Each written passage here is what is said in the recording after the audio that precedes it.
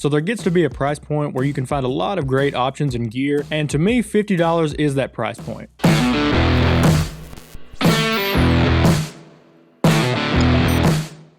What's going on, guys, and welcome back to Gear Related. This is going to be my top 5 pieces of gear that are going to be right around the $50 price mark. There's a lot of great options at the $50 price mark, so I probably will be making several videos on this price point here, but this is just my top 5 for right now until we do, top 5 more. Like always, this video could also be used as a great gift guide if you're shopping for someone else in this price range. I purchased all of these items myself for my own EDC gear use and testing purposes, so none of these were sent to me for free. These are just items that I truly use and recommend. If anything in this video stands out to you, I'll be leaving links down in the description just for easier access for you guys.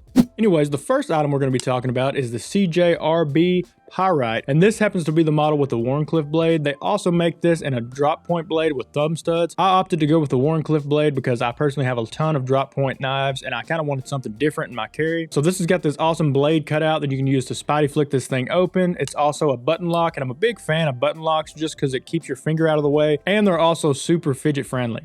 This knife is going to be a newer pickup for me. I picked this up earlier this week from Amazon. I opted to go with these green micarta scales, but you can get this thing in G10, stainless steel, titanium, whatever you prefer, and the price will vary on this, but for the most part you can find the Pyrite for around right at $50, especially the drop point version. I think this specific model that I'm holding here is right at around $58, but it does come on sale pretty often, so I'm sure you could get it for right around $50. The reason I went with the micarta version instead of the G10 or the stainless steel, I wanted to keep this knife a little bit lighter, but I also feel like micarta gives me a little bit more premium feel than G10 does. I don't know, I have some G10 knives that I do enjoy, but for the most part the cheaper G10 kind of feels a little plasticky to me, so I tend to lean more on the micarta side of things. Like I stated earlier, this thing's going to be coming with a nice Wharncliffe blade, and I think that's going to be right around 3.11 inches long. It's going to be made out of AR-RPM9 blade steel, and this is actually the first knife that I've actually purchased with this blade steel, so I'll have to let you know later on down the road how that's performing for me, but I'm not what you would consider like a steel snob when it comes to knives.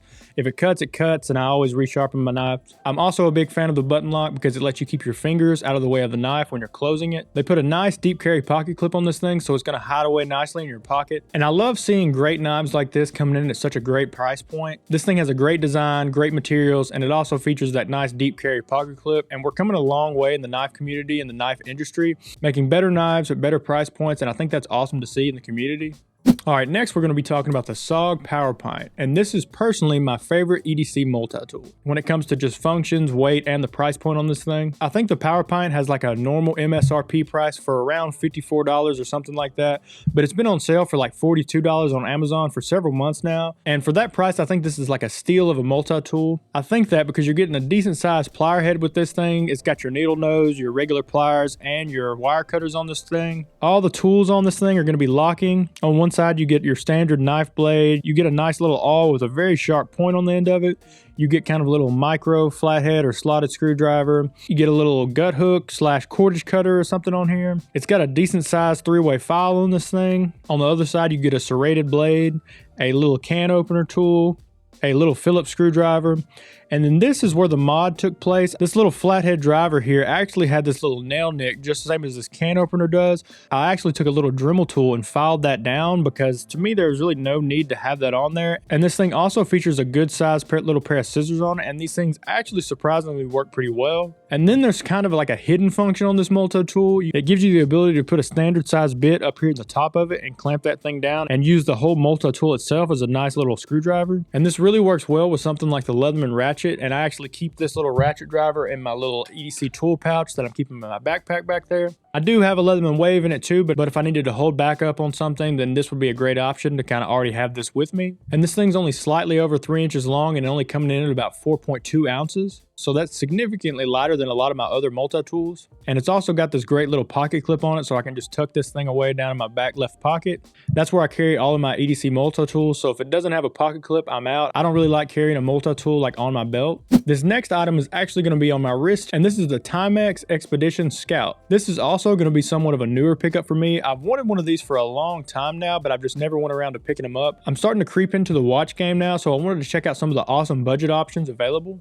This one was actually kind of re-brought to my attention by a viewer. He commented on one of my recent uploads stating that this is the watch that he's been carrying every day and it's doing him great. So I figured I'd order it and try it out for myself, and so far I've been loving this thing. So if you're someone who's watching this video and you also want to recommend some gear to me, let me know down in the description, because I do read all of my comments and I love seeing what everyone's carrying. And if it's something I could see myself using in my carry, I'll go ahead and pick it up. And if it's something I could see myself using, it might make it in a future video. This watch is just going to be like a simple field watch design, and it only comes in at around $43. You can get this thing in several different configurations, like a more stainless steel looking case. I opted for this gunmetal case, and I think you can also get it in a black case, like this tan flat dark earth looking color. You can get it in a more cream finish. I think you can get black and maybe even white and green. You can also get several different strap options for this thing. This one just happened to come with this nice dark leather one. I may also pick up like a green NATO strap for this thing. Like I stated earlier, this watch is simple, so it doesn't have a lot of fancy functions or anything like that on it. It's really just going to have your time and then a little spot down here for the date. It does feature a backlight on this watch, so if you are using it in more of a low light scenario, you can just press down here on the crown and it will illuminate the watch face. This next item is going to be the Refine EP1, and this has personally been one of my favorite EDC pins for a couple of years now.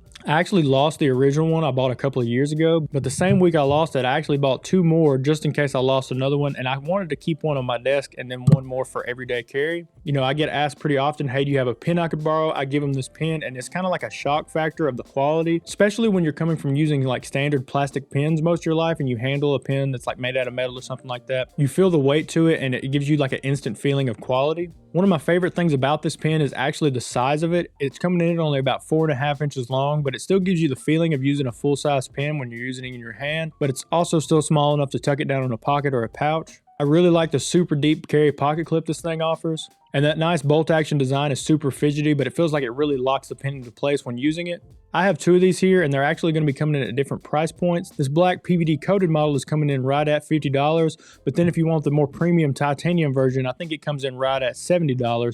So you will have to pay a little bit more for that added weight reduction. I like to keep this PVD coated one here on my desk, and since the titanium one is a little more lightweight, I use it as like my everyday carry pin. They do offer several different models on their website, so you can get it in brass, copper, PVD coated, stainless steel, stone wash, all different configurations. You can put several different options inside the pin, but it comes standard from the factory with a black Schmidt EasyFlow 9000M. I think it's a great pin for what it is, and it's not at a crazy price point. That's why I'm a fan of it. This next item is going to be the Blue Ridge Overland Gear Bum Bag. And this bag was actually so good, I bought 3 of these.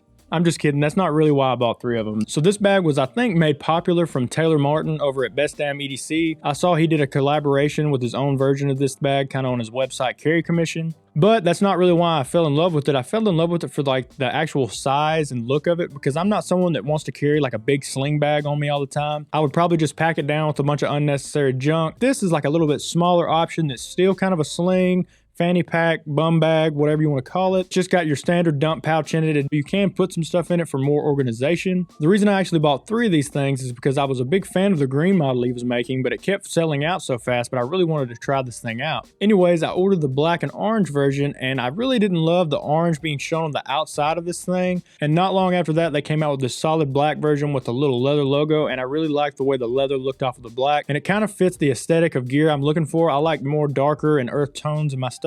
Then I saw where Carry Commission actually dropped this green version, and since I was able to click over to the site on time, I had to pick it up since it was available, and now I have 3 of them. But I've actually found 3 separate uses for this thing as well. So the black one I'm using is more as my standard EDC sling, but I don't mean EDC as I carry it every day. I really only use it when I'm traveling or going like out of town on like a day trip or something. It's nice just to have like a little dump pouch to dump some of your gear into. The green version I've actually adapted to use when I'm bow hunting. I actually clip it onto the front of me and use it as kind of like a dump pouch when I'm sitting in a tree stand, and it's been a lifesaver so far, so I think that's where that one will actually stay. And the black and orange version I've actually used as like a dump pouch when I'm fishing. I just kind of keep it on my side with some of my favorite baits, soft plastics, hooks and weights and things like that, so I don't have to lug around my tackle box everywhere with me. If you'd like to see a full video on this pouch, then be sure and let me know down in the comments below. If you're still on the lookout for more gear for you or someone else, then be sure and check out this video here where we go over some more pieces of gear.